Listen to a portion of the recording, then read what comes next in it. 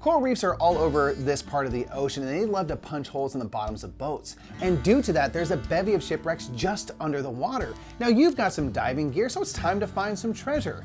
This is Wreck Raiders, which was designed by Tim W.K. Brown and Joshua Capel and published by Kids Table Board Games. Hey everyone, I'm Mike Murphy of the Brothers Murph here with Board Game Geek, and today's episode of In Focus is sponsored by the Board Game Geek store. Now I've got my snorkel and mask on, so let's get this game down to the table to go a little more in focus on Wreck Raiders. In Wreck Raiders, players will be raiding 4 shipwrecks trying to gather precious treasure for their exhibits and vaults. They do this based off which dice are rolled, and Wreck Raiders uses the box as part of the game. The start player will take the dice and roll them into the box top and transfer the dice to the reef depending on where they landed in the box.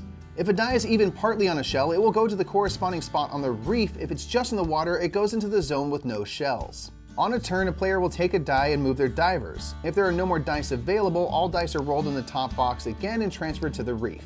When a player takes a die, they will move one of their divers to a spot matching the value of the die. The diver may come from the supply, the beach, or wreck site, though players may not move a diver to a spot on the same wreck or a diver from the beach to another spot on the beach.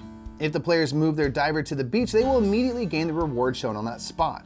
If there's another diver there, including one of their own, they will get bumped back to the player's supply. The player may also place their diver at one of the 4 wrecks. If the player bumps another diver out of that wreck, that diver will go to the same value spot on the beach and gain the reward there. Once all divers have been bumped, the newly placed diver gains 1 treasure from the wreck site. And if either of the 2 spots next to that diver are occupied, they also gain a treasure from that site, including if the other diver is one of your own. When treasure is gained, it will be placed in one of the player's displays or in their vault. Placing treasure in the display is how players claim exhibits. All 3 displays may be worked on simultaneously, with treasures going into the first available space in the display. And if the player matches one of the face-up exhibit cards, they may claim it. If the display matches the exhibit in the exact order shown on the card, they will gain a bonus, though the player may still complete the exhibit even in the wrong order. Treasures in the vault will stay there and will be worth endgame scoring. Each row of the vault will score separately and will score more if they are all one color in the row, and your entire vault will score more points for each unique type of treasure.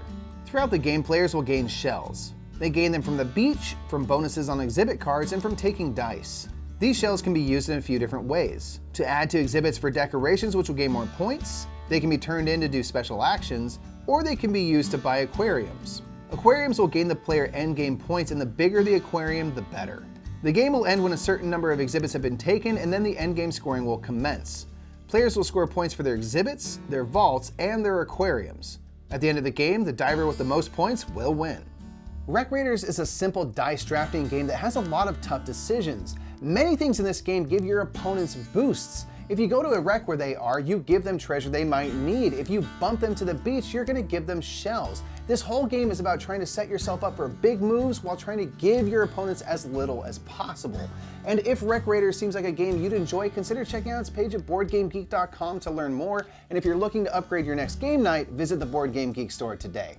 And until next time, I'm Mike Murphy. We've been here at Board Game Geek, and we've been going in focus on Wreck Raiders. Have a great day.